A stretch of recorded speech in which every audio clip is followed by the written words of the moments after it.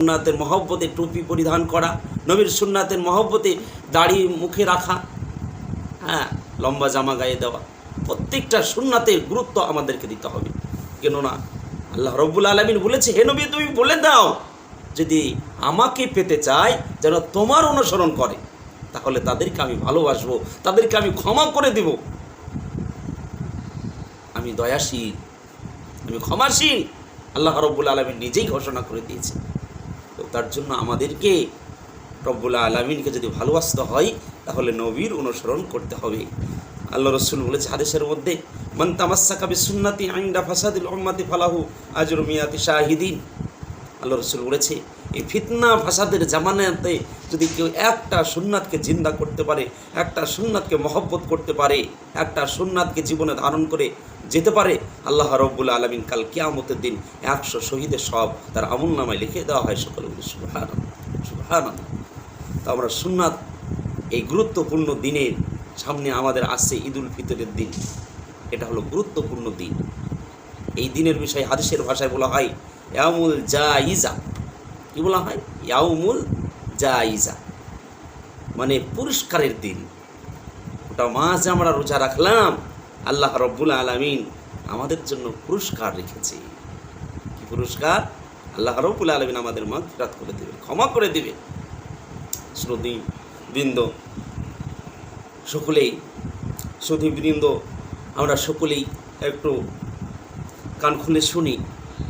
সুন্নাতের উপর আমাদের অবশ্যই মহব্বত থাকা চাই। তবে এই ঈদুল ফিতরের দিনের কিছু সুন্নাত আছে। কি সুন্নাত? প্রথম নাম্বার সুন্নাত হলো খুব সকাল সকাল, মানে ভোরের দিকে উঠে ফজরের নামাজটা জামাতের সঙ্গে আদায় করা। আমাদের মধ্যে 50% কেন আপনার দেখা যায় যে আপনার 80% মানুষই ফজরের নামাজটা জামাতের সঙ্গে আদায় করে না। আফসোসের বিষয়, আজ 5 ওয়াক্ত নামাজের আমাদের গুরুত্ব দেখা যায় না, যেমন জুমার নামাজের গুরুত্ব দেখা যায়। আবার দেখা যায় না যেমন ঈদের নামাজের গুরুত্ব দেখা যায় না, দেখা যায় আপনার জুমার নামাজের 5 ওয়াক্ত নামাজের গুরুত্ব দেখা যায় না। তো অবশ্যই আমাদেরকে 5 ওয়াক্ত নামাজকে আগত গুরুত্ব দিতে হবে, নচেত আপনি আমি প্রকৃত মুসলমান হতে পারবো না। আমরা ঈদের দিনের কিছু সুন্নাতের উপর আমরা আমল করব। সর্বপ্রথম সুন্নাত হলো ফজরের নামাজটা জামাতের সঙ্গে আদায় করা। তারপরে আপনার সুন্নাত হলো সাদকাতুল ফিতর। আপনার ঈদের নামাজের আগতেই সাদকাতুল ফিতর দিয়ে দিতে হবে। আল্লাহ রসুল ঈদের নামাজের আগতেই সাদকাতুল ফিতর আদায় করতেন। হাদিসের মধ্যে এসেছে কেউ যদি সাদকাতুল ফিতর যদি ভাবেন নামাজ পড়ে দিয়ে দেব, তাহলে কিন্তু সাদকাতুল ফিতর আদায় হবে না, এটা সাধারণ সদকা হিসাবে গণ্য হয়ে যাবে। তার জন্য আমাদেরকে অবশ্যই মাথায় রাখা দরকার, আমাদেরকে ঈদের নামাজের আগতেই সাদকাতুল ফিতর আদায় করে আমাদেরকে যেতে হবে। তাহলে সর্বপ্রথম সুন্নাত, এই দিনের জন্য সুন্নাত, কিন্তু সাদকাতুল ফিতর দেওয়া আমাদের কি ওপরে? কারোর ওপরে ওয়াজিব। তো তার জন্য আমরা এই দিনের উপরে সুন্নাত হলো, এই দিনের সুন্নাত হলো, সর্বপ্রথম সুন্নাত হলো ফজরের নামাজটা জামাতের সঙ্গে পড়া, তারপরে সাদকাতুল ফিতর আদায় করা ঈদের নামাজের আগতেই। আর ঈদগাহে সর্বপ্রথমে যাওয়া, আগে আগে চলে যাওয়া। আমাদের মধ্যে দেখা যায় যদি 7টার সময় নামাজ, তাহলে আমাদের দেখা যায় যে 7টার পরে গিয়ে আমরা পৌঁছাই, 1 মিনিট পরে। কিন্তু আমাদের মাথায় থাকে না এত গুরুত্বপূর্ণ দিন ইয়াউমুল জাইজা বলা হয়েছে, পুরস্কারের দিন, আমরা যে আগতে যাব এটা আমাদের হয় না। আমাদের এখানে যদি বলে যে একটা পুরস্কার দেওয়া হবে, সবাই মিলে আমরা দৌড়িয়ে যাব, কিন্তু আল্লাহর যে পুরস্কারের কথা বলা হয়েছে সে পুরস্কারে কিন্তু আমরা আগে দৌড়িয়ে যেতে চাই না। অবশ্যই আমাদেরকে যদি 7টার সময় নামাজ হয় বা 6:30টার সময় নামাজ হয়, যেন নামাজের সময়ের আগতেই যেন আমরা ঈদগাহের ময়দানে পৌঁছে যাই ইনশাআল্লাহ। এটা হলো সুন্নাত। মিষ্টান্ন জিনিস খেয়ে যাওয়া ঈদের দিনে, পারলে খেজুর খেয়ে যাবে, খেজুর খাওয়ার সুন্নাত। বেজোড় খেজুর, 3টে হোক, 5টা হোক, 7টা হোক, বেজোড় খেজুর খেয়ে যাবেন। এটা আল্লাহ রসুল বেজোড় খেজুর খেয়ে যেতেন। অবশ্যই আমরা খেজুর খেয়ে যাব। আর সকালবেলাতে গোসল করার সুন্নাত, গোসল করার পরে আতর খুশবু লাগাতে হবে। আর সব থেকে ভালো জামাটা ওই যে বিয়ে বাড়ি যাওয়ার জামাটা, ওই যে আপনার শ্বশুর বাড়ি যাওয়ার জামাটা, ওই জামাটাই আপনাকে বের করতে হবে।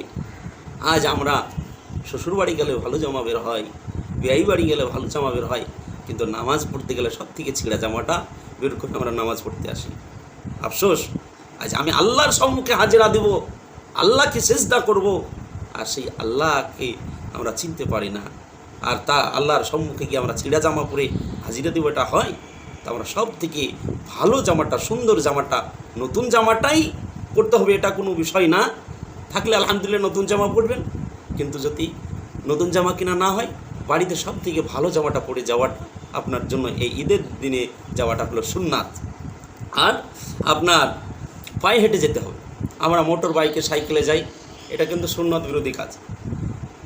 আর এক রাস্তা দিয়ে যাবো আর অন্য রাস্তা দিয়ে ফিরে আসবো। আর ওই যে তাকবীরে তাশরিকটা আমরা যেমন ঈদুল আজহাতে আপনার জোরে জোরে পড়তাম, আল্লাহু আকবার, আল্লাহু আকবার, লা ইলাহা ইল্লাল্লাহু, আল্লাহু আকবার, আল্লাহু আকবার, লিল্লাহিল হামদ। কিন্তু ঈদুল ফিতরের দিনে আস্তে আস্তে মনে মনে পড়াটা সুন্নাত। আল্লাহু আকবার, আল্লাহু আকবার, লা ইলাহা ইল্লাল্লাহু, আল্লাহু আকবার, আল্লাহু আকবার, লিল্লাহিল হামদ। এটা মনে মনে পড়তে পড়তে যেতে হবে। অবশ্যই আমরা এর দিকে লক্ষ্য রাখবো, এই সুন্নাতগুলোর উপরে লক্ষ্য রেখে আমরা কাজ করব ইনশাল্লাহ। আর এই ঈদুল ফিতরের দিনে আল্লাহ রাব্বুল আলামিন সমস্ত ব্যক্তিকে যারা রোজা রেখেছিল তাদেরকে ক্ষমা করে দেন।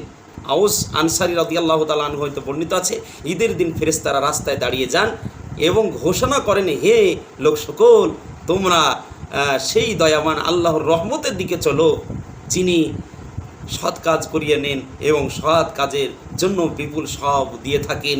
তোমাদের তারাবির নামাজ আদেশ দেওয়া হয়েছিল, তোমরা তা পালন করেছ। তোমাদেরকে রোজা রাখার জন্য দিনের বেলায় আদেশ করা হয়েছিল, তোমরা তা রোজা রেখেছো। আল্লাহ রাব্বুল আলামিনের সমস্ত বিধিবিধানকে মেনে চলেছো। আসো, আজ তোমার পুরস্কার তুমি নিয়ে নাও। এবং যখন আমাদের ঈদুল ফিতরের নামাজ শেষ হয়ে যায় আর একজন ফেরেশতা দাঁড়িয়ে বলে, আল্লাহ রাব্বুল আলামিন ঘোষণা করে থাকে যে, ওই ফেরেশতা ঘোষণা করে দেয় যে তোমাদেরকে আল্লাহ রাব্বুল আলামিন ক্ষমা করে দিয়েছে। সকলে বলে সুবহানাল্লাহ, সুবহানাল্লাহ।